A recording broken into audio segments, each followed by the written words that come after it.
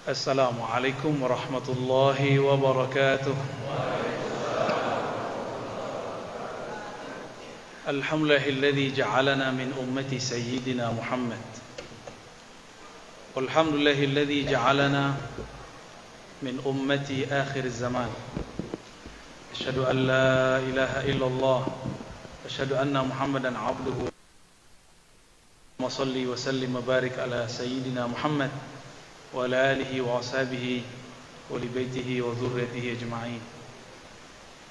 Bapak Ibu jamaah maghrib yang diberkahi Allah, di musim hujan alhamdulillah semangat untuk belajar tidak hilang.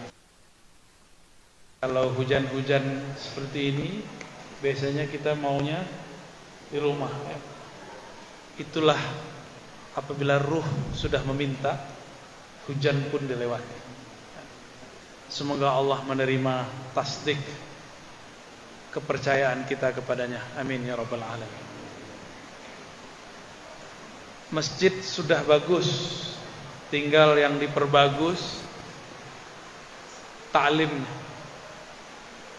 Semoga nanti masjid ini taklimnya seindah bangunannya. Taklimnya berdasarkan kitab-kitab Ahlus Sunnah.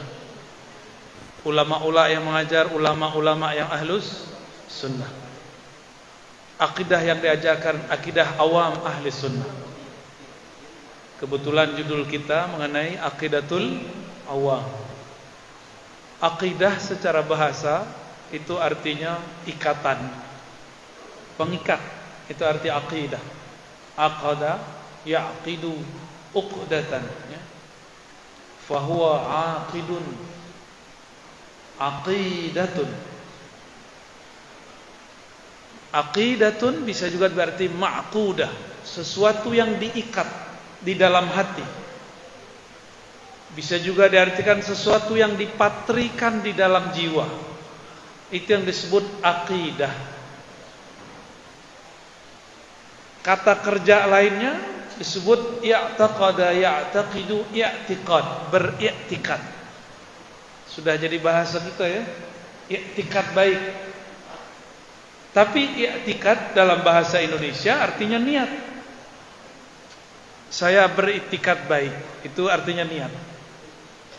Namun dalam kajian keislaman, i'tikad berarti usaha memantapkan keyakinan, mengikat, mematrikan pemahaman mengenai keesaan Allah Subhanahu wa taala, ya.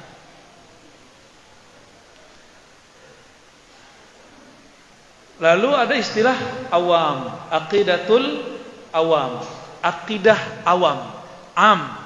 Awam itu sama dengan am. Di situ ada alif lam, aqidatul awam.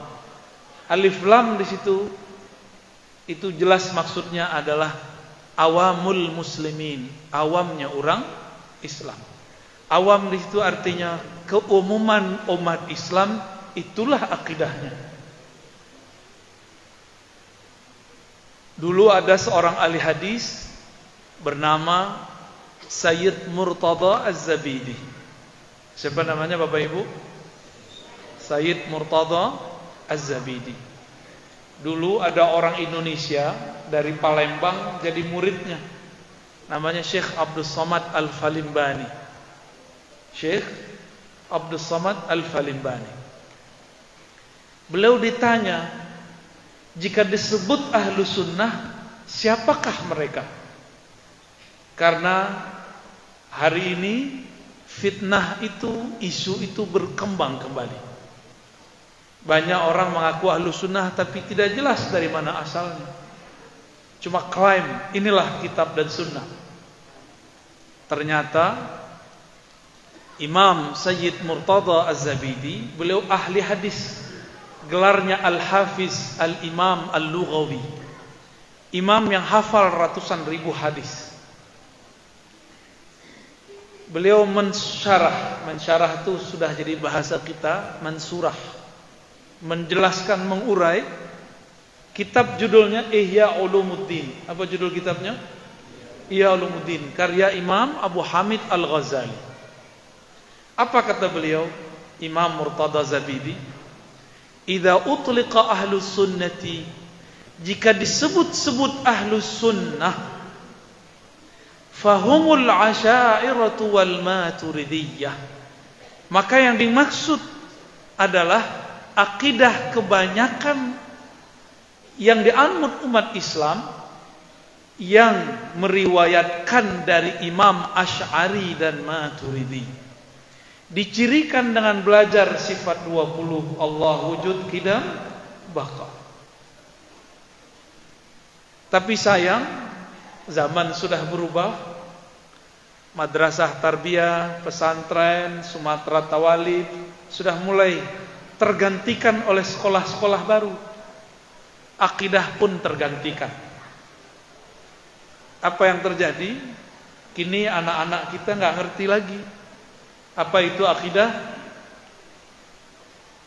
Asy'ariyah Maturidiyah. Kami kenalkan siapa Imam Asy'ari. Imam Abul Hasan Asy'ari, beliau ini imam yang lahir di zaman Salafus Saleh. Apa arti Salafus Saleh? Zaman pertama, abad pertama, kedua dan ketiga. Diperkirakan lahir tahun 355 sampai 360. Dulu kan nggak ada KTP, Pak. Ya, ada KTP nggak dulu? Nggak ada. Tapi beliau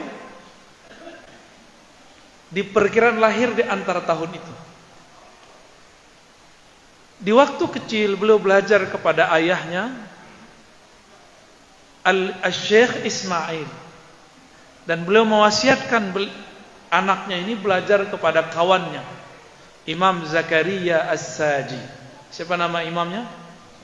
Zakaria As-Saji, imam Ahlus Sunnah. Imam Zakaria As-Saji ini bermazhab Syafi'i. Pernah belajar hadis kepada pendiri mazhab keempat, Imam Ahmad bin Hambali. Imam Asy'ari berguru kepada beliau. Siapa nama gurunya tadi? Zakaria As-Saji. Coba diulang. So Buya di sekolah dulu namanya Buya Zakaria kan? Buya Zaka ya? Zakaria As-Saji akidahnya sama dengan akidah Imam Ahmad bin Hanbali.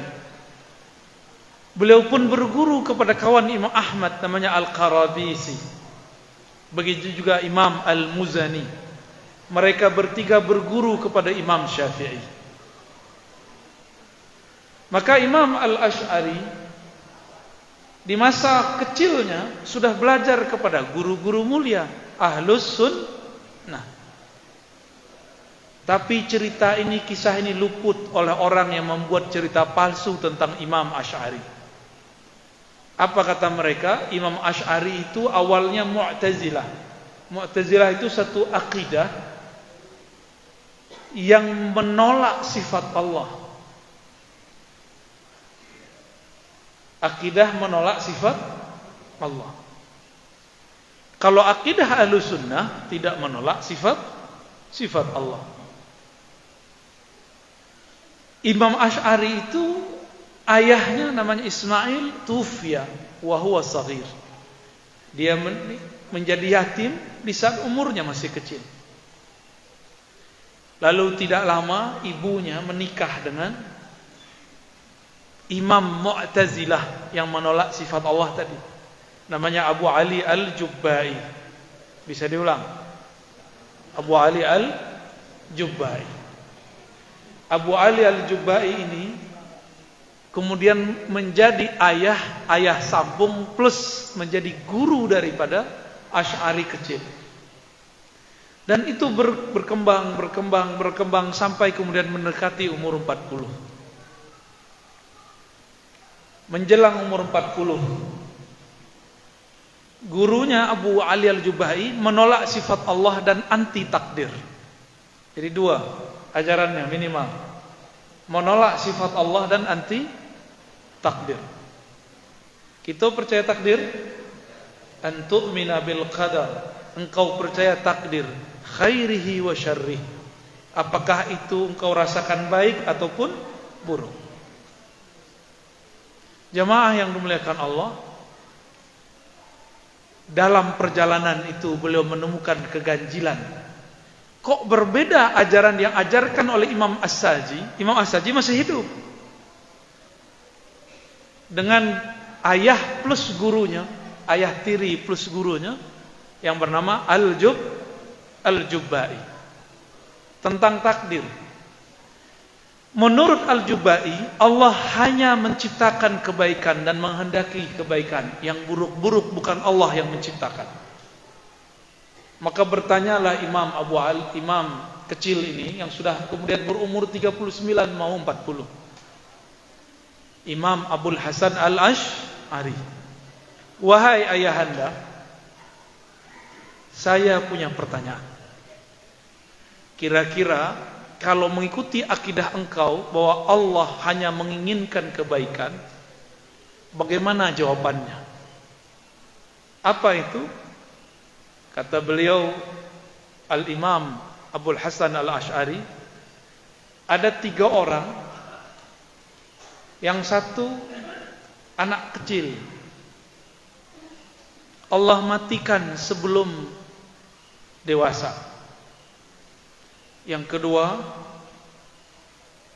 orang yang mukmin meninggal dalam iman dan dia dewasa.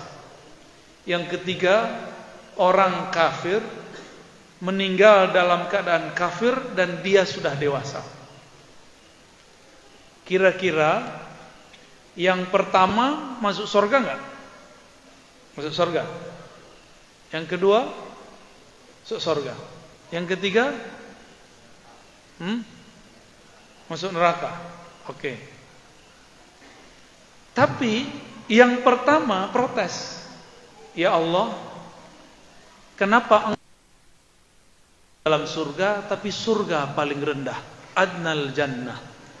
Surga paling rendah karena belum sempat beramal. Kata Abu Ali Al-Jubba'i, ayah tiri Asy'ari, wahai anak kecil, nah, dia berandai-andai, seandainya engkau kami besarkan, engkau tidak akan seperti orang mukmin yang besar itu. Engkau pasti mati dalam keadaan kafir.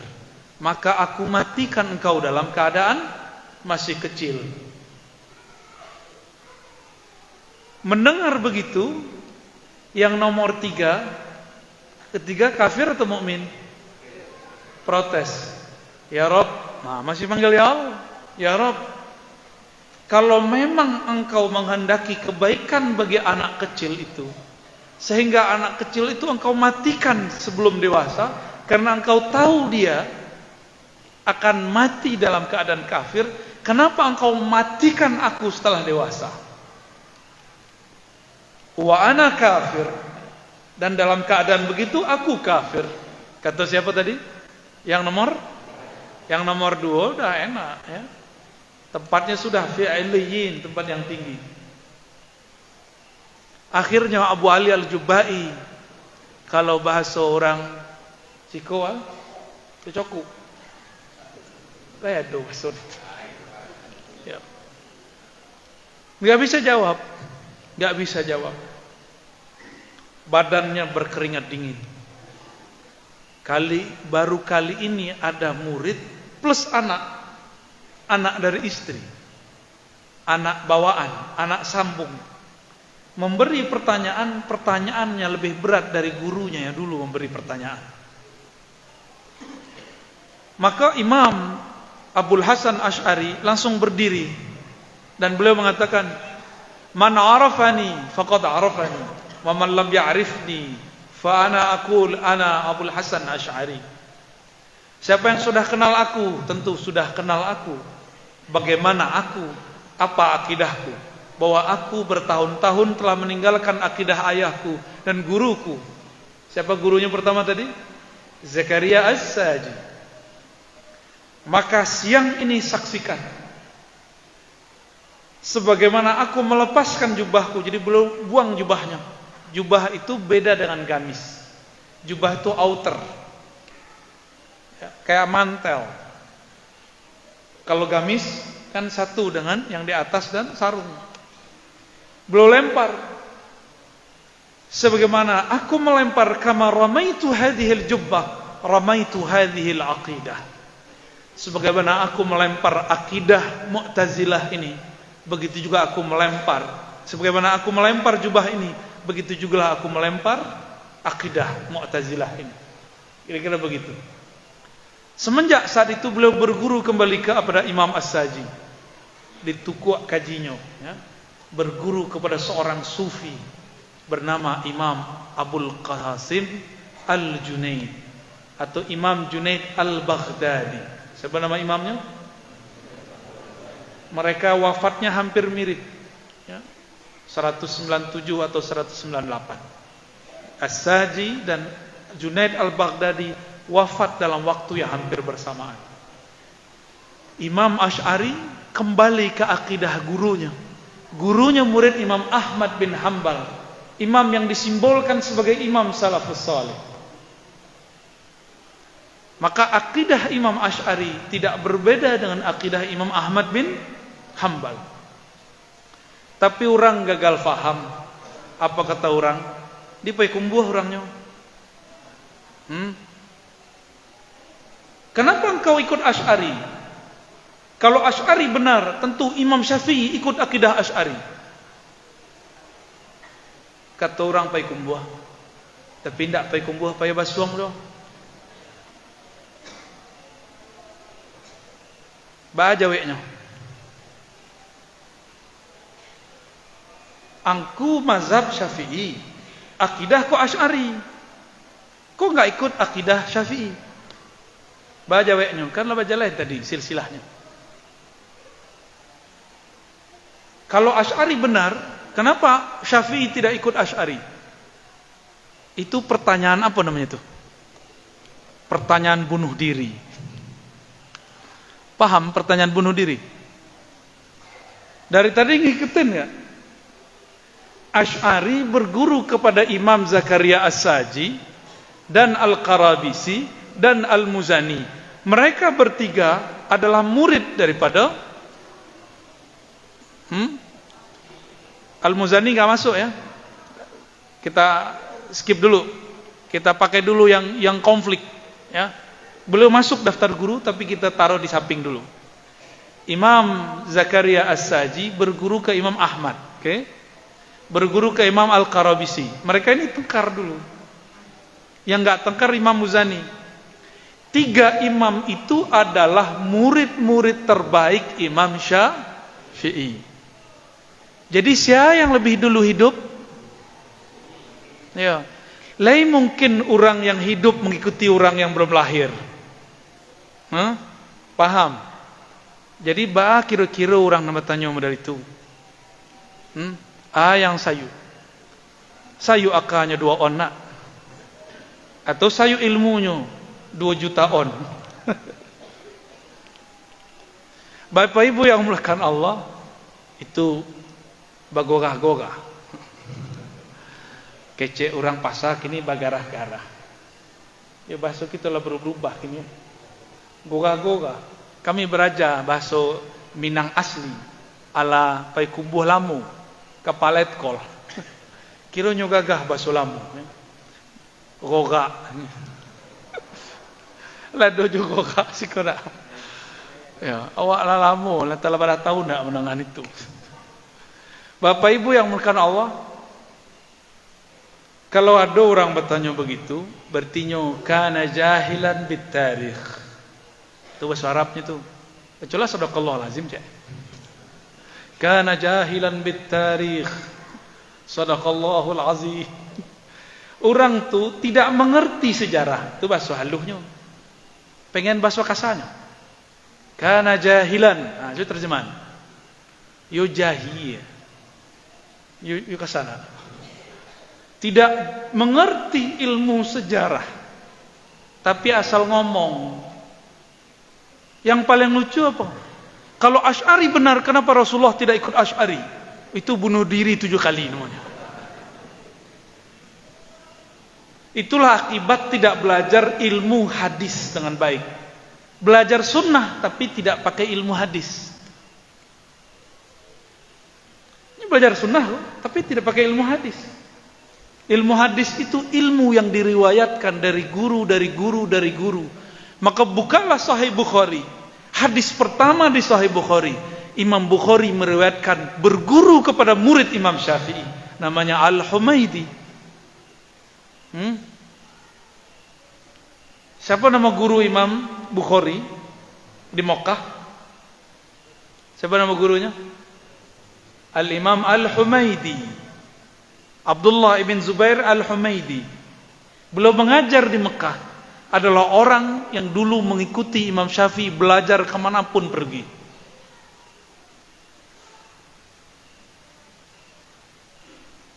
Tersisa di antara murid-murid beliau itu ada beberapa orang. Di Baghdad ada Imam Ahmad, di Mekah ada Imam siapa tadi? Al-Humaidi. Imam Bukhari itu ahli hadis. Beliau datang ke Mekah cari guru, bukan langsung kepada Alkitab dan Sunnah. Beliau cari dulu guru. Sebab untuk mendapatkan Alkitab dan Sunnah mesti berguru. Belain je orang pekumbuh kini. Kece orang pekumbuh kambo kah? Pakai WA nyo je SMS. Oi, anjiang, itu nyo kamu. Banjang nyo kamu di SMS. Ya. Langsunglah ikut kitab dan sunnah. Nggak usah ikut mazhab. Nggak usah ikut imam. Untunglah tidak keluar bahasa nemburu GOCIK. Yang dibaca. Untung tidak keluar bahasa itu. Kalau keluar bahasa itu, kita carinya kali. Ya. Tidak lo kita cari. Cari wak sama lo itu. Model itu orang tuh nantang-nantang dari dulu. Dan itu ratusan. Kalau dihitung lewat Instagram, lewat Facebook kawan-kawan, mungkin sudah ribuan. Akidah apa itu? Menantang orang dengan kata-kata anjing, kata-kata laknatullah. Apakah ada Rasulullah mengajarkan begitu? Ledo Rasulullah begitu? Tidak. Itu tanda-tanda ada yang tidak beres dalam akidahnya. Akidahnya membuat beringas. Akidahnya membuat intoleran, tidak toleransi. Akidahnya membuat dia sangar, tidak menjadi seorang yang mewarisi rahmat lil alamin, sifat Rasulullah sallallahu alaihi wasallam. Ini katanya belajar Islam, mulai hijrah, tapi kok malah tambah keras. Rasulullah itu ketika mengislamkan Sayyidina Umar, Umar tambah lembut, bukan tambah keras. Dulu Abu Dzar itu nekat, tapi setelah diislamkan oleh Rasulullah kemudian menjadi lembut. Ada Al-Wahsy, dulu membunuh paman Rasulullah Hamzah. Setelah masuk Islam hampir setiap hari menangis. Tidak sibuk kemudian menyalahkan orang lain. Tapi aneh, semakin hijrah kok semakin buas, semakin beringas. Kata-katanya sudah tidak terkontrol. Apa kata mereka? Tidak usah ikut Syafi'i, langsung saja pada Rasulullah. Baca ronyo, bacalah Sahih Bukhari, kece kawan. Le bisa nyambung Pak? Ibu, le paham maksudnya enggak? Kece kawan, tidak usah ikut imam. Imam Syafi'i itu sudah diikuti. Langsung saja ikut hadis Nabi. Itu kita tanya, baca ronyo, langsung ikut Rasulullah. Kan Rasulullah sudah wafat. Kece angku kan Rasulullah sudah mati. Kami tidak berani. Kami hanya mengatakan Rasulullah wafat tapi tidak mati. Wafat saja, cukup. Apa kata kawan? Cukup baca Sahih Bukhari. Bacalah Sahih Muslim. Katanya tidak boleh ikut imam. Ya. Tapi baca Sahih Bukhari. Apakah Bukhari itu bukan imam? Orang tu mengira mungkin Bukhari itu langsung bersobok ya Rasulullah. Kami aja tahu Berulang-ulang kami memberitahu, Imam Bukhari itu lahir di akhir abad kedua, tahun 194 Hijriah lebih kurang. Sedangkan Nabi wafat tahun 11 Hijriah. Lai basobo? Ndak. Tu balo caro Imam Bukhari langsung ke Nabi. Ternyata Imam Bukhari berguru kepada ribuan guru baru terhubung kepada Nabi. Jadi Bukhari tidak berani mengatakan qala Rasulullah, Nabi bersabda, tidak berani. Lalu beliau mengatakan haddatsana Al-Humaidi, haddatsana, begitu. Meriwayatkan kepada kami Imam Humaidi dari Sufyan, dari Al-Ansari, dari fulan, dari Nabi sallallahu alaihi wasallam. Jadi Imam Bukhari sendiri ikut imam. Jadilah kita payon kecek kawan tu. Langsung saja ikut imam Sahih Al-Bukhari. Kita pajadihin. Kita payon galih kawan tu. Jadilah kita ikut Imam Bukhari. Imam Bukhari berguru, gurunya 1.700 orang. Bah kira-kira kalau Bapak Ibu menonton YouTube 1.700 kali, percaya mo? Ayo. Buka WA 1.000 kali, percaya mo? Tapi kalau ka guru 1.000 kali, pegang-pegang hidung, Pak.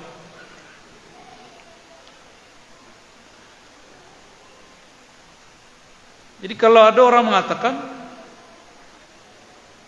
apa tadi di depan?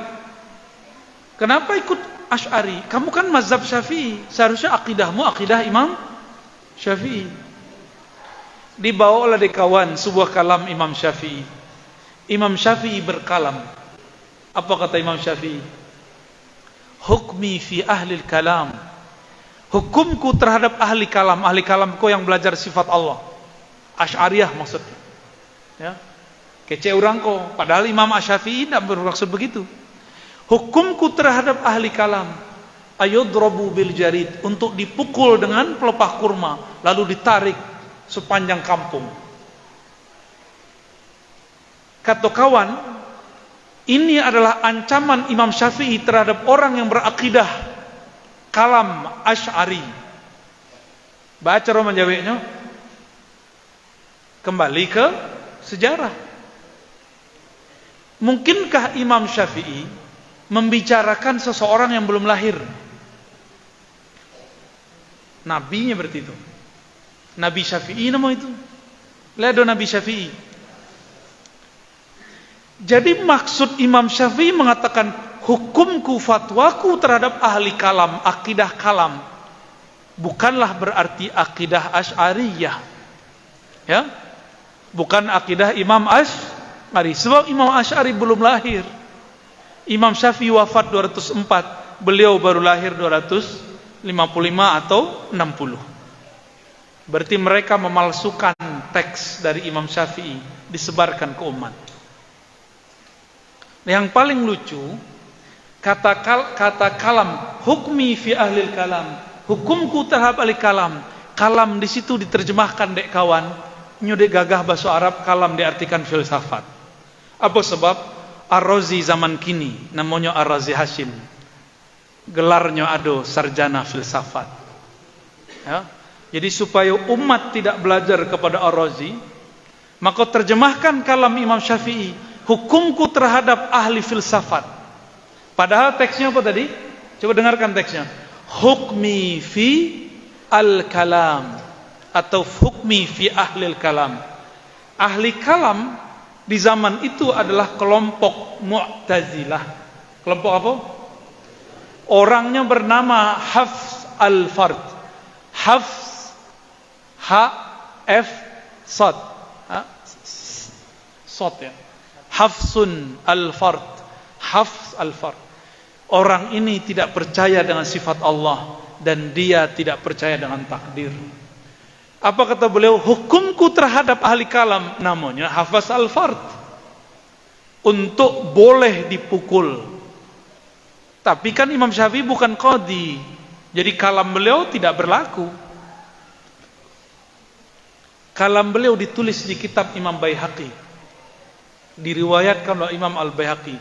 Cuma sayang, kawan tuh yang penting ada teks sesuai je pahamnya nyo ambil. Padahal teks tu bunuh diri, ya. Bukan cen ulang, itu teks bunuh. Apa sebab Imam Syafi'i berkalam, Asy'ari belum lahir. Jadi ketika mereka mengatakan Asy'ari lah yang dimaksud di kalam itu, bahwa Asy'ariyah harus dipukul, itu salah. Bahwa yang dimaksud kedua, kata mereka, adalah ahli filsafat. Perlu diingat, filsafat di zaman itu wujudnya belum ada di umat Islam. Kitab-kitab filsafat baru diterjemahkan setelah beliau wafat oleh Al-Kindi. Siapa namanya? Al-Kindi. Berarti tidak mungkin Imam Syafi'i berbicara tentang ahli filsafat. Jadi Bapak Ibu yang melakukan Allah, kini banyak orang mengaku akidah Ahlussunnah, tapi kemudian selama hati membolak-balik data. Dikiranya orang tidak mengerti data, ya. Mungkin kebanyakan umat kini tidak banyak data, tapi kan data langit ada langit, data guru ada guru, data orang alim ada orang alim, ya nah. Banyak orang alim di dunia, cuma mereka banyak yang diam. Mereka tidak nemuh pada lampu, siap berkonflik, siap berpolemik. Itu masalahnya. Kami kemudian merenung lama, lama maino-inoan. Akhir dapat isyaratlah untuk mengajarkan satu kitab dulu di ma'had. Ma'had untuk hadis, Darus Sunnah. Apa kitabnya? Tabyin Kazbil Muftari Fima nusiba ilal Imam Abil Hasan Asy'ari. Penjelasan mengenai kebohongan orang yang berbohong atas nama Imam Asy'ari, ditulis oleh imam ahli hadis namanya Ibnu Asakir. Kami pelajarilah di situ jalan hidup Imam Asy'ari. Ternyata Imam Asy'ari jalan hidupnya tidak jauh beda aja kami kini. Apa itu? Hampir setiap hari berpolemik. Karena kitab-kitab beliau berjudul Ar-Raddu ala Fulan, Ar-Raddu ala Fulan, kritik tanggapan terhadap si fulan, kritik tanggapan terhadap si fulan. Maka jangan heran kalau kemudian kita pun berani mengkritik, karena kita dikritik. Kadang-kadang kita dihujat, kita balas mengkritik, dikira menghujat. Contoh, kami mengkritisi seorang tokoh namanya Saleh Fauzan, tapi dianggap kemudian memfitnah. Padahal kita pakai data, teksnya ada. Kita cuma mengkritisi, ini akidah berbahaya. Faktanya jelas bukan memfitnah. Kami mengkritisi Zakir Naik, bukan memfitnah. Cuma mengkritisi kok, bukan menghujat. Tapi mereka menghujat. Jadi memang sudah jalan orang yang memperjuangkan akidah Ahlussunnah untuk siap dihujat. Kami cuma minta doa supaya kuat kalau dihujat. Insya Allah kuat lah dihujatnya.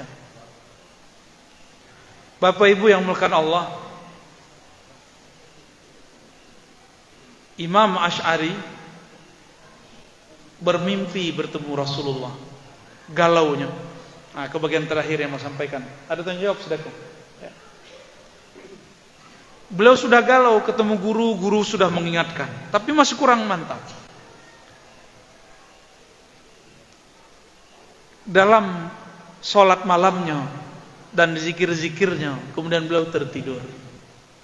Dalam tidurnya 15 hari, 15 malam, beliau hampir tiap hari bermimpi Rasulullah sallallahu alaihi wasallam. Apa kata Rasulullah? Irja' ila sunnah. Kembalilah kepada sunnah. Itu kalam Rasulullah. Ternyata Abul Hasan Asy'ari keturunan dari sahabat dekat Rasulullah, Abu Musa Al-Asy'ari, yang dulu juga bertanya tentang akidah. Wahai Rasulullah, kaifa kana Rabbuna? Wahai Rasulullah, Allah itu bagaimanakah ia? Maka turunannya kemudian membela akidah kakeknya, Abu Musa Al-Asy'ari. Maka akidah Imam Abul Hasan Asy'ari adalah sama dengan akidah Abu Musa Asy'ari. Akidah Abu Musa al-Asy'ari sahabat Rasulullah pasti ikut Rasulullah sallallahu alaihi wasallam. Untuk Imam Abdul Hasan Asy'ari kita kirimkan Al-Fatihah. A'udzubillahi minasyaitonir rajim. Ar-Rahmanir-Rahim.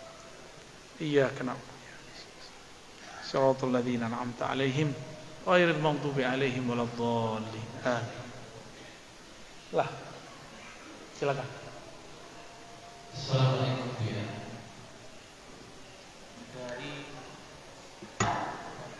Dari ceramah Buya di YouTube, saya dapat beberapa kesimpulan untuk hari akhirat. Kita perlu 3 hal. Pertama, bersih dari dosa. Kedua, kenal Allah. Ketiga, punya backingan atau pemberi syafaat, di bahasanya anti-kencing, pemberi syafaat. Mohon penjelasan Nabi. Sebelum dia menjelaskan kepada para jemaah yang belum mengirimkan kertas pertanyaan, silakan kirim ke depan sehingga nanti kami bisa bacakan di depan. Terima kasih. Silakan Nabi.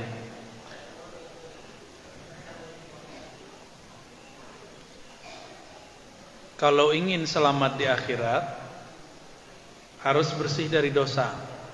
Layado Bapak Ibu yang bersih dari dosa. Termasuk ambo.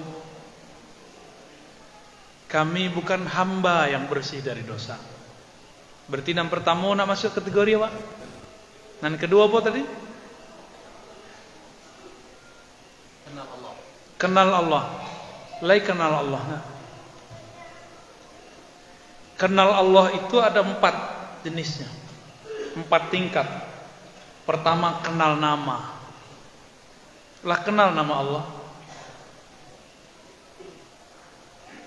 Allah itu punya nama 99, disebut Al-Asma'ul Husna. Lai pernah belajar? Lai tahu maknanya? Lai faham maksudnya? Kalau enggak, berarti belum kenal nama Allah. Semakin faham nama, semakin tinggi derajat di sisi Allah.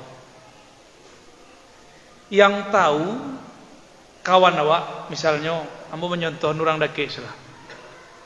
Pak Letkol Firdaus ko, ambo panggil udah. Sebab dulu kami mengaji sama-sama. Kami panggilnya udah. Walaupun di kantor dia panggil apa? Pas kami ke rumahnya, dipanggil ayah itu apa udah? Ayah, ya. Ayah Sianu. Kemudian di kantornya, tugasnya di kantor misalnya bagian A. Dan gelarnya, aduh sarjana alam gaib, SAG. Mohon maaf, biar gagas deh. Kalau kami kan enggak, hanya dokter. Kalau SAG kan tahu jualan kayu. Tahu je beliau, bahkan tahu je bahasa-bahasa beliau, tahu je rumah-rumahnya, tahu je gala-galanya ketika masuk ketek. Tahu namanya, gelar-gelarnya, berarti sangat dekat dengan beliau. Ya dah. Awak kenal je orang, kinilah jadi pejabat misalnya. Tapi awak tahu nama keteknya, di jalan awak panggil nama keteknya. Lain menolehnya dah. Pasti nolehnya. Kita panggil Buya. Itu banyak orang macam lihat, sebanyak aku Buya. Tapi panggil nama keteknya. Pasti kemudian melihat. Oh, gitu. Semakin kenal dengan seseorang, maka semakin kenal nama-namanya. Jadi ma'rifatullah itu dimulai dengan ma'rifat nama, mengenal nama Allah. Jadi kaji ma'rifat itu sederhana. Tapi dia orang awam mengalah ke surau-surau itu, ya. Tingginya kaji mah, gila aku. Orang hanya ingin sedang menikmati satu nama di surau-surau suluk itu, yang hanya satu nama yang mau dinikmati, yaitu nama Alif Lam Lam Ha. Allah. Itu saja yang diulang. Itu tanya ke Buya-Buya. Setelah ini kita kajian di Taram. Kami mensyaratkan ke pengurus, tolong hadirkan Buya Angkumudo Sawir. Walaupun tadi siang ketemu di Almanar. Apa sebab kami kenal beliau, namanya sangat harum. Dari umur 20 tahun sudah rajin mengajarkan zikir dan mengamalkannya setiap malam. Tanya ke beliau, 50 tahun lebih belajar zikir dan mengajarkan zikir. Apa yang diajarkan? Lafaz Allah. Tidak lebih. Tidak lebih. Tapi dengan itu beliau Allah muliakan. Kata beliau tadi, dek gara-gara kaji ustad di YouTube, banandanya, dek gara-gara kajian anda di YouTube, lah marasai ambo, marasai baalo bu ya, ambolah 15 malam, ndak lelo.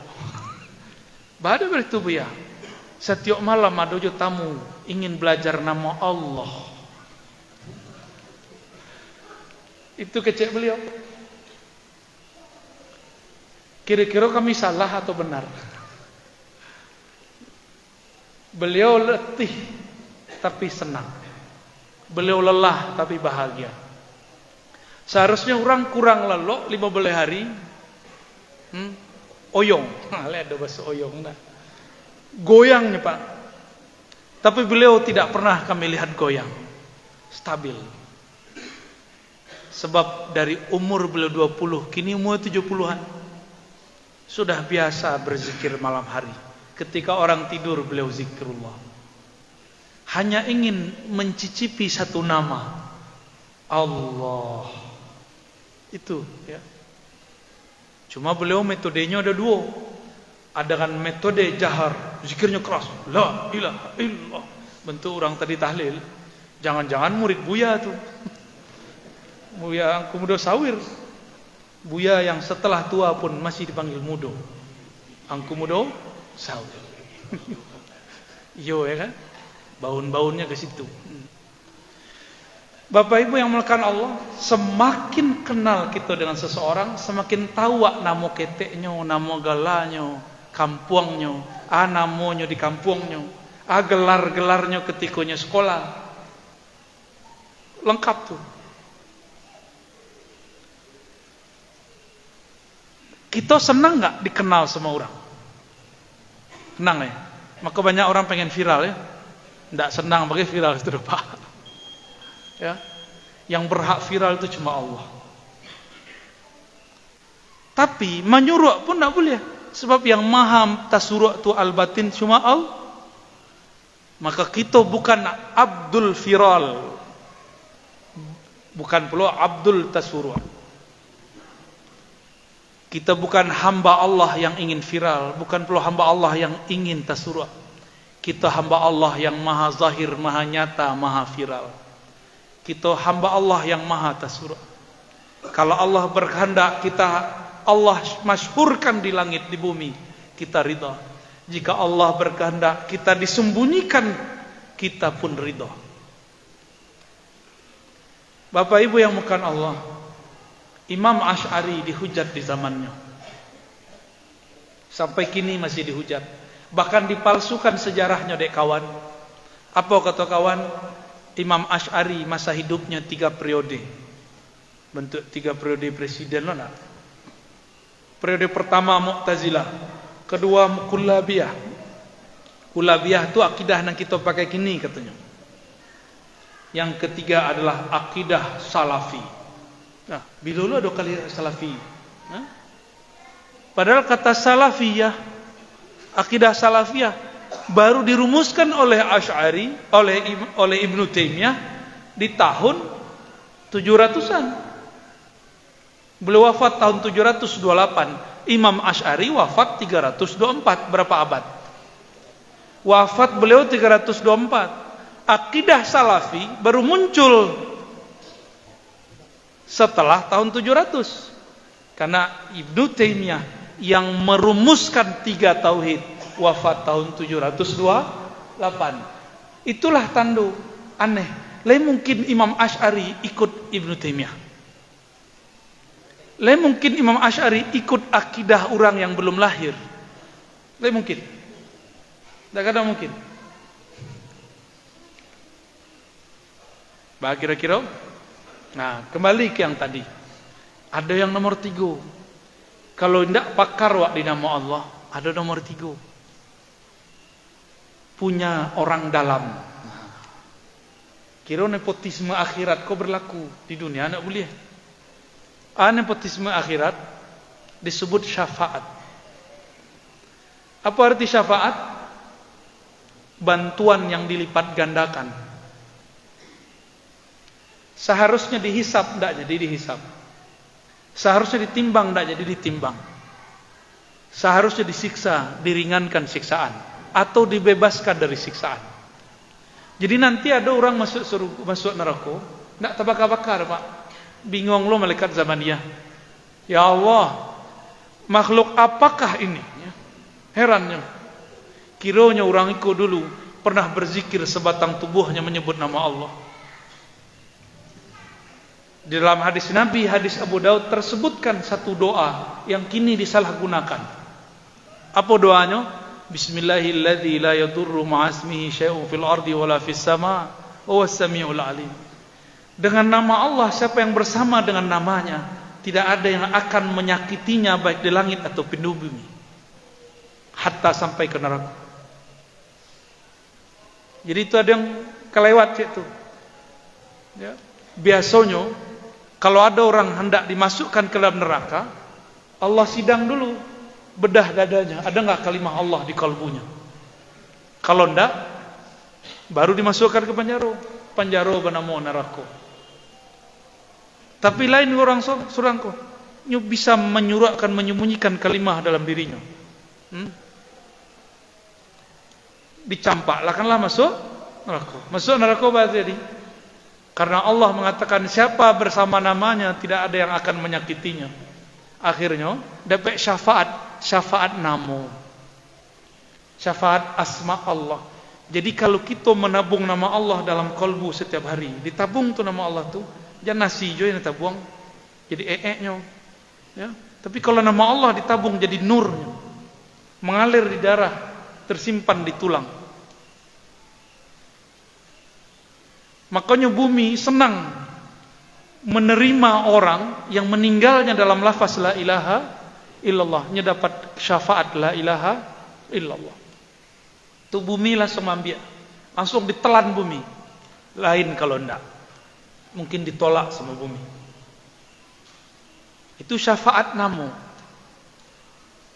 Jadi wak belajar asma dapat syafaat gitu. Tapi masalahnya kasihan kita belajar, pasti belajar kepada seorang guru, betul enggak? Mungkin enggak belajar nama Allah lewat kitab. Masalahnya siapa aja kitab tuh. Kami didebat oleh orang yang mengatakan kita hanya boleh ikut Quran, sunnah pun tidak boleh. Karena sunnah masih campur tangan imam. Sunnah itu pasti ada guru, kita enggak boleh berguru ke manusia. Itu kami tanya, apa bisa baca Quran?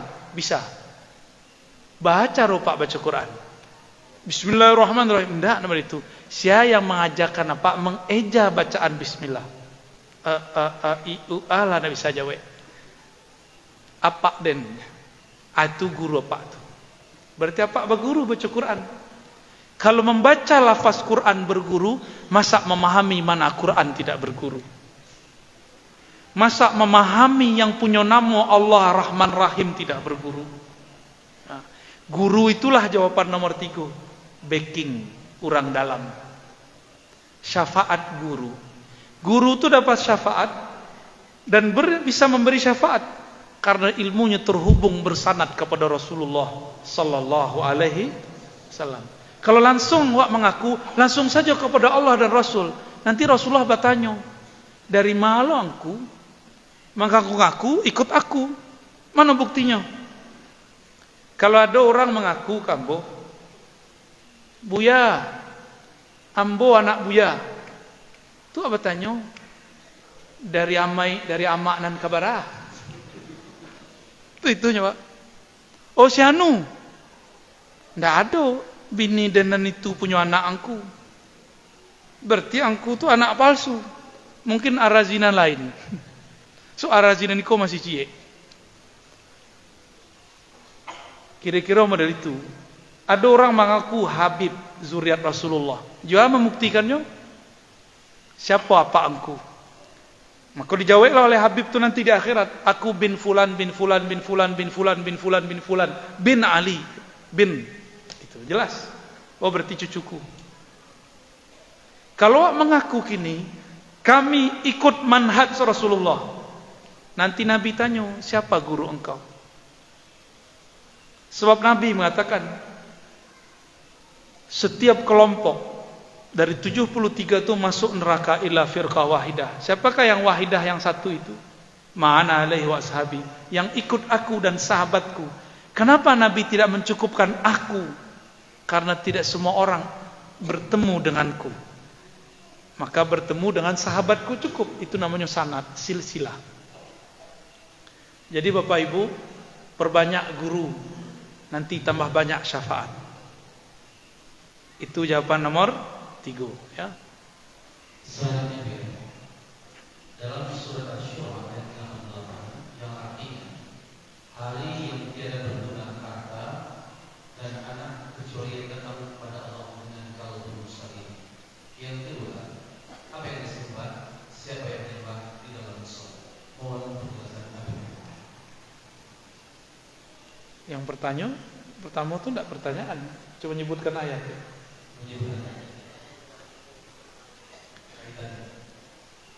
Surat Zukhruf begitu saja satu ayat sebelum ayat kursi itu menyebutkan hal yang sama ya. Begitu juga di akhir surat Luqman menyebutkan yang sama ya, bahwa di akhirat nanti tidak ada yang dapat memberi syafaat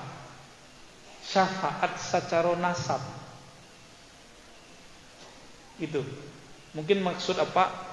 Di Quran kok ditiadakan syafaat kan gitu. Itu ayat belum selesai.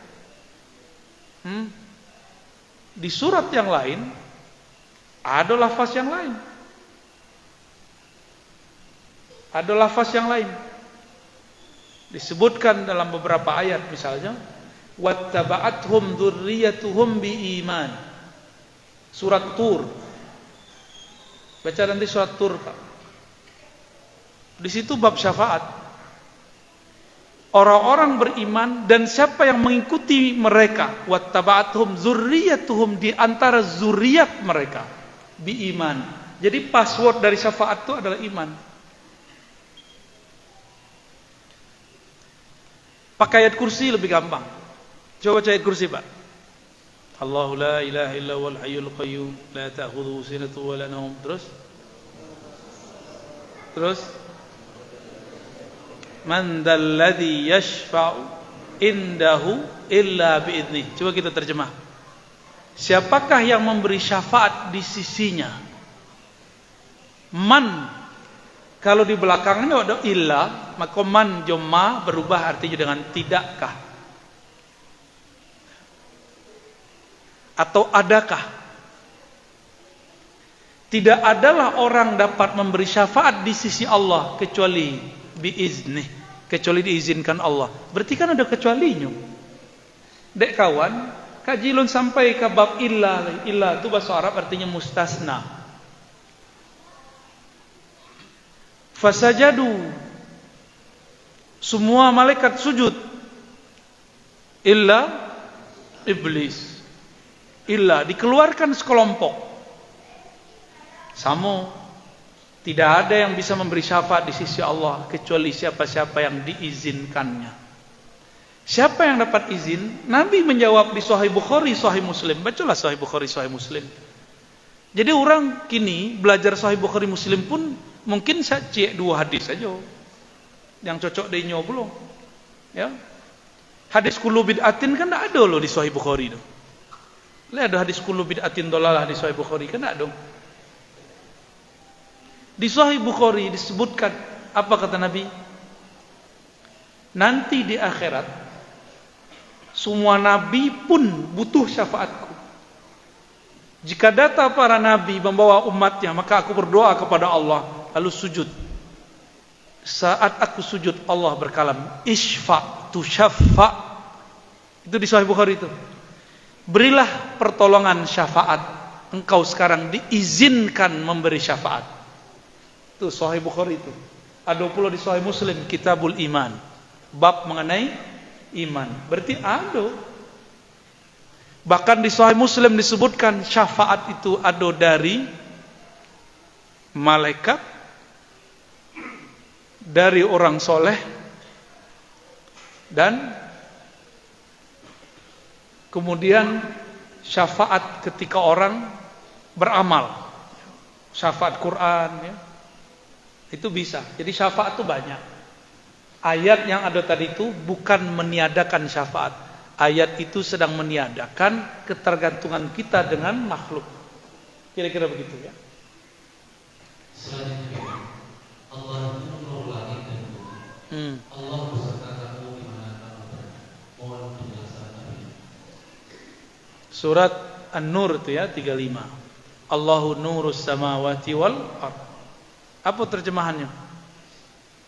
Allah lah cahaya langit dan bumi. Apa maksud itu? Lai bisa orang hidup tanpa cahaya? Apakah bisa pohon tumbuh tanpa cahaya? Bisa enggak? Maka nur bisa berarti sumber kehidupan. Allahu nurus samawati wal ardh. Allah lah sumber kehidupan langit dan bumi. Itu satu makna. Ada makna lain? Ada. Nabi berdoa, Allah maj'alni nura. Ya Allah, jadikan aku nur. Apa arti nur tadi? Ambo bertanya ke Bapak Ibu, apa arti cahaya? Ma cahaya tu? Cahaya, makin ni cahaya. Kalian nampak cahaya? Lampu nampak tak? Apa perbedaan antara lampu dan cahaya?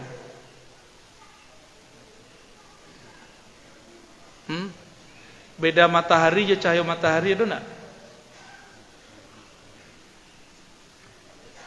Tanda-tanda ada cahaya kita bisa melihat.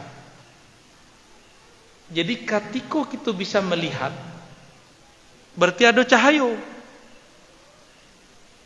Maka makna dari cahaya itu adalah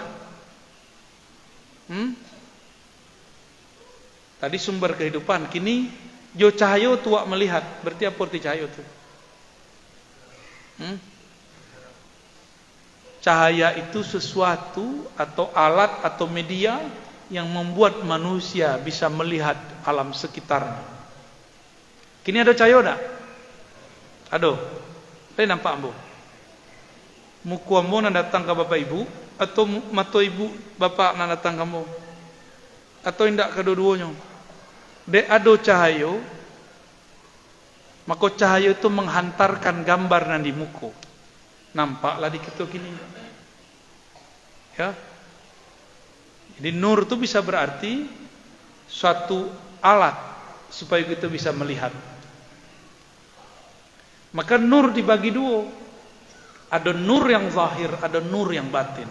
Nur yang zahir matahari, lampu, bulan itu nur. Tapi nur yang batin yang menerangi kolbu. Karena kita ada cahaya, kita bisa baca Quran. Ya tak? Itu Quran. Tanda-tanda orang kolbunya bercahaya, ini bisa memahami isi Al-Quran. Berarti cahaya dan kedua itu bukan cahaya fisik. Cahaya di situ artinya ilmu. Itu kalam dari guru Imam Syafi'i. Al-ilmu nurun. Ilmu itu adalah cahaya. Lalu apa hubungannya dengan wa huwa ma'akum aina ma kuntum? Dek kawan tak bayang dunia Allah tu cahaya, menyatu jo alam. Itu kan kurang ajar memahami itu tuh. Itu memahami Allah tu fisik, berarti Allah itu bukan fisik. Allah itu laisa kamitslihi syai'. Hafalkan surah Asy-Syura, surah Musyawarah ayat 11. Surah berapa? Pertengahan ayat. Laisa kamitslihi syai'. Coba. Laisa kamitslihi syai'. Tiada sesuatu benda manapun yang sama dengan Allah. Maka Allah bukanlah benda. Cahaya itu dalam bahasa Arab disebut jism, benda halus. jismun latif. Ciri-ciri dari benda yang menempati. Cahayoko ada ruangnya enggak? Masuk ke ruang. Allah itu cahaya tapi bukan benda. Maka Allah tidak menempati suatu tempat. Paham di situ? Ya. Jadi wa huwa ma'akum aina ma kuntum. Hakikat dia bersamamu dimanapun kamu berada.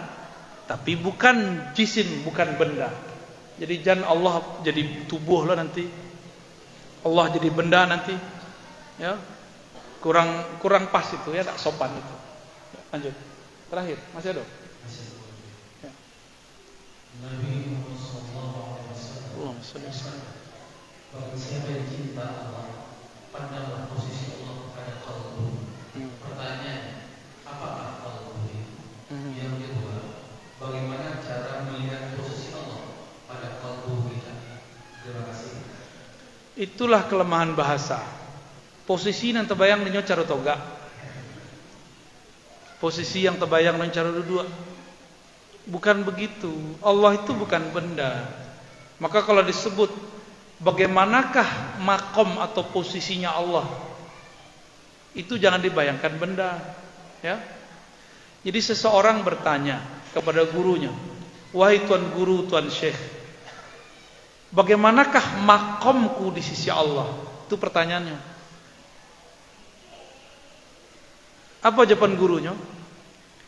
Seberapa tinggi makom Allah di hatimu, setinggi itulah makommu di sisi Allah.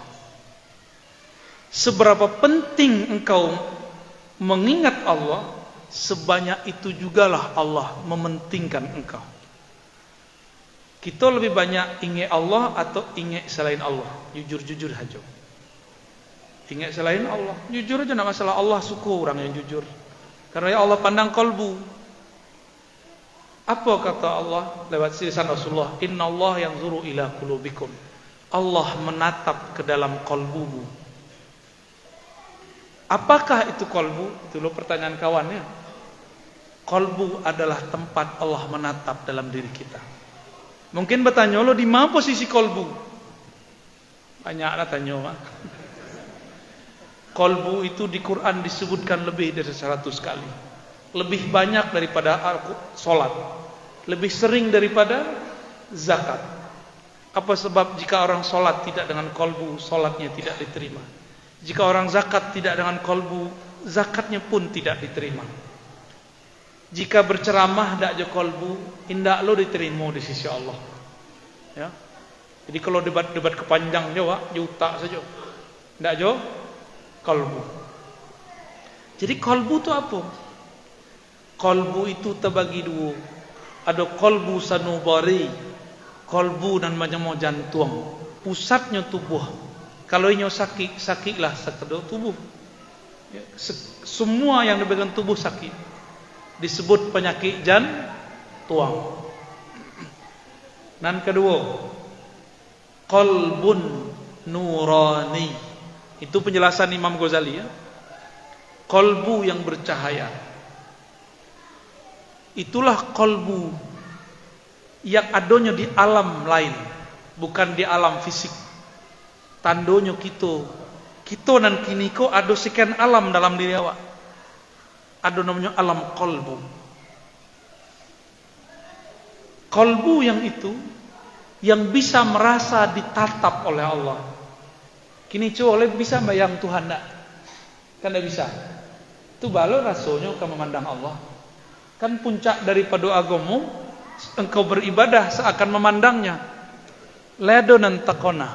Allah tu wajahnya bentuk apa? Karena ada pertanyaan niko yang salah. Allah kan tidak berwajah dalam arti bentuk. Kata wajah dalam Al-Quran artinya bukan bentuk. Wajah, apa arti wajah? Nabi mengajarkan jika engkau sholat bacalah wajahtu wajahiyah. Kan ustad-ustad bercokak di YouTube. Ini wajahtu jo, wajahtu. Gagal fokus. Padahal fokus seharusnya adalah di wajahtunya. Aku wajahkan diriku. Apa arti wajah? Bapak Ibu kalau menghadap kepada seseorang pakai wajah atau pakai punggung? Nah, serius. Jadi wajah itu artinya sesuatu yang menghadap. Wajah itu berarti sesuatu yang menatap dan ditatap. Maka jika disebut wajhullah artinya adalah orang menatap kepadanya. Apa yang ditatap? Ada yang menatap nama Allah. Ada yang menatap sifat Allah. Ada yang menatap perbuatan Allah. Kalau kita lihat hujan enggak gini, gerimis. Lalu kita katakan hujan tuh satu rintik pun diatur oleh Allah. Berarti kita sedang menatap ke wajah fiilnya Allah. Wajah perbuatannya Allah. Kita zikir, bapicangkan mato, disebutlah nama Allah di kalbu. Berarti sedang menatap nama Allah. Jadi ada tambahan definisi kalbu. Apa arti kalbu? Kalbu adalah tempat menyebut nama Allah. Di dalam Al-Quran didefinisikan masjid. Masjid itu adalah tempat turfa'a, diangkat padanya ismu, nama-nama Allah. Kalau seandainya misalnya ke masjid awak kan larancak kok. Masjid awak runtuh sadonyo. Lebih saja menyebut nama Allah. Berarti masih ada masjid. Kalau dulu ulama mengatakan qalbul mu'min baitullah, qalbu ulama, qalbu orang beriman itu rumah Allah. Kalau ambo mau ganti stek. Qalbul mu'min masjidun yu'badu fiha Allah atau yuzkaru fihi ismullah. Qalbu itu adalah tempat menyebut nama Allah. Jadi yang disebut masjid itu sebenarnya apa? Bukan bangunan rancakku saja. Maka bangunan yang rancak itu kalau tidak diiringi dengan zikir qalbu dari para jamaahnya, hilanglah masjid yang hakiki. Yang ada hanya masjid bernama masjid diror. Masjid yang membuat mudarat. Ya. Maka nanti masjid kita jangan dijadikan tempat debat, tempat mengaji kitab aja. Jadi baca roh mengurangi debat, banyak-banyak ngaji kitab. Kan guru-guru kita masih banyak, ya. Buat pengajian kitab di siko, ya. Dan mesti guru tu masuk ke YouTube. Tak temuek guru tu dah masuk YouTube. Ya, YouTube terlalu kecil untuk seorang guru dari kampung kita, ya. Bapak Ibu yang makan Allah, paham di situ kata wajah, ya. Jadi jangan dibayang-bayangkan Allah itu jisim benda. Mahmata sawarta bibalik, fallah bikhilafi dzalik. Apapun yang engkau bayangkan tentang Allah, Allah bukanlah seperti itu.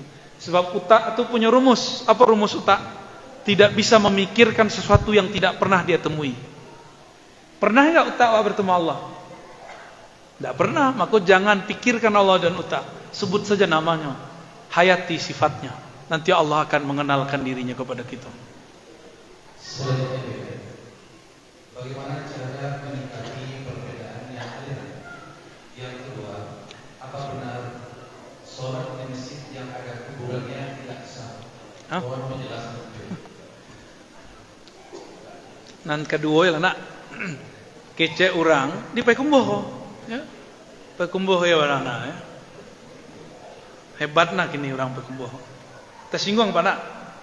Cak nah. Kece kawan nambu sama pemainan. Dulu sholat di masjid yang ada kuburannya, sholat tidak sah. Pernah belajar rukun sholat, Pak? Tidak usah pakai dalil dulu. Rukun sholat yang membatalkan sholat. Layado lata jawe dapat. Layado nak dari yang membatalkan sholat di masjid yang ada kuburan. Ada nak? Tuh kalau paham tuh. Perlu dalil nak? Jadi tidak usah mau baca dalilnya. Orang tuh gagal faham memahami satu hadis. satu hadis yang menyebutkan perihal Yahudi ahli kitab. La'anallahu al-yahud wan nasara, atau dalam riwayat lain ahlal kitab ittakhazu, Allah melaknat ahli kitab. Kenapa? Ittakhazu, mereka mengambil, menjadikan apa? Kubur anbiya'ihim masajida, kubur para nabi sebagai masjid. Ada yang sudah pernah ke Yerusalem, ke Hebron? Belum? Nah, kami cerita ya, bukan gagah-gagahan. Ketika masuk kepada kuburan Nabi Daud, Tomb of David, kami masuk di situ betul. Kuburan Nabi Daud dijadikan tempat orang tu sembayang. Ini sembayang mudah melikunya. Bahkan dipeluk-peluknya pusara tu. Tak tahu apa ngerti bahasa orang tu kan. Tapi orang tu rapi. Perempuan tidak boleh masuk. Kalaupun masuk ini ada ruang khusus. Dipisahkan mana antara laki dan perempuan. Dan janggutnya lebih panjang pada Pak. Kalah jenggot kami. Ya. Jangan salah paham loh Pak.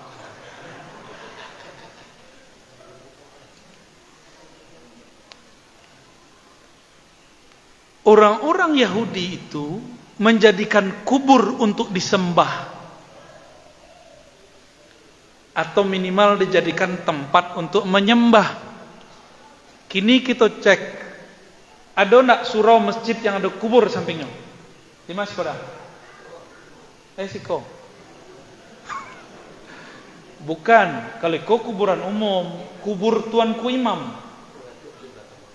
Sebelum ada pemakaman ya. Ada di belakang. Mayang dulu masjid ikau atau datuk beliau, inyak beliau. Mayang dulu. Dulu masjid kau pada datuk namanya cewa. Apa hadis palsu tu? Sebelum masjid kau dibangun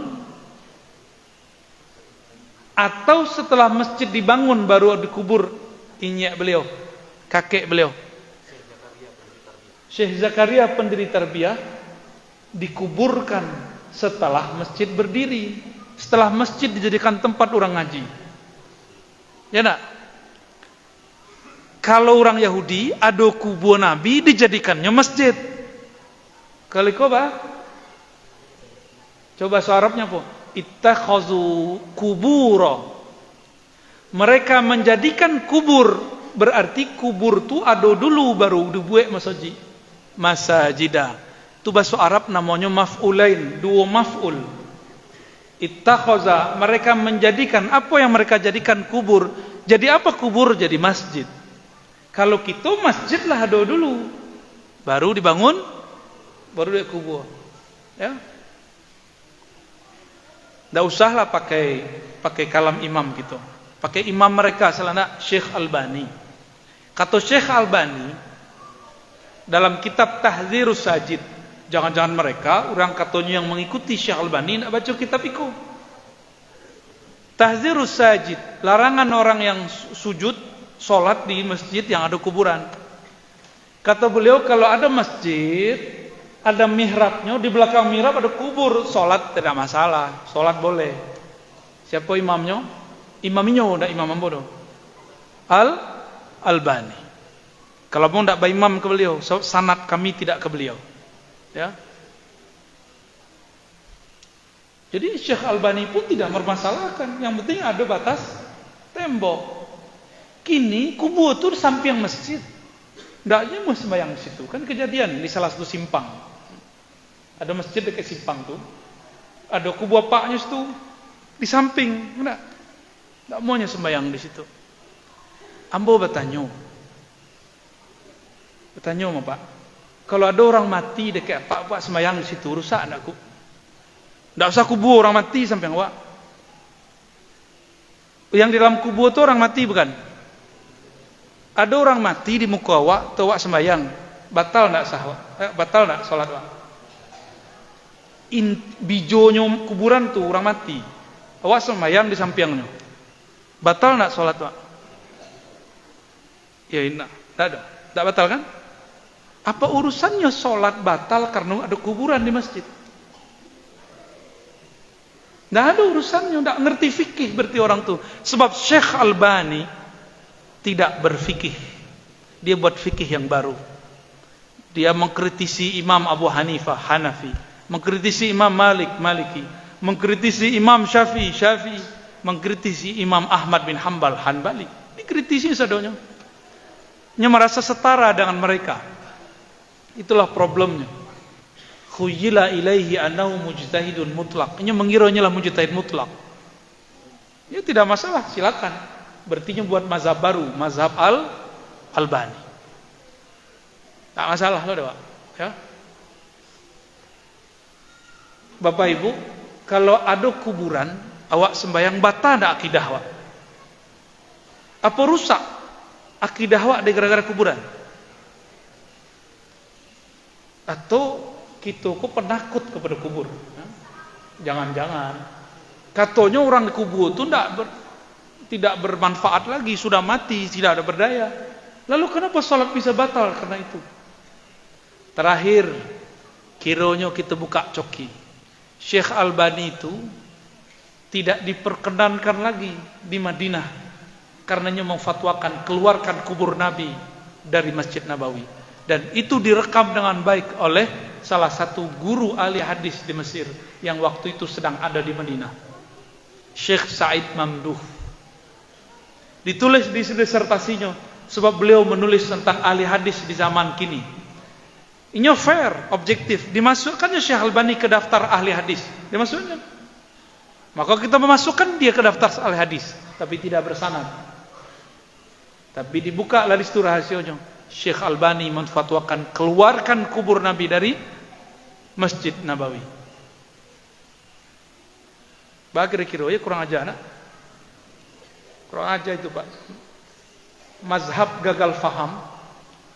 Apa urusannya batal sholat dengan kubur? Kan ada urusan. Ya, ada lah habis.